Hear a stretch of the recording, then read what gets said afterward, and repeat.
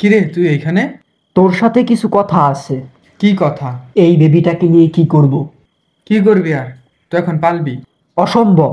এটা কার না কার বাচ্চা, আমি কেন পালবো? ধরলাম তোর বাচ্চা না, তাহলে কি করবি? মেরে ফেলবি? হ্যাঁ, মেরে ফেলবো। তুই কি পাগল হয়ে গেছিস? একটা বাচ্চা মেরে ফেলবি? তোর এত দরদ লাগতেছে কেন?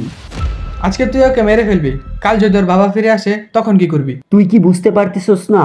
এর যদি বাবা মা থাকতো তাহলে একে কি আমার কাছে পাঠাইতো?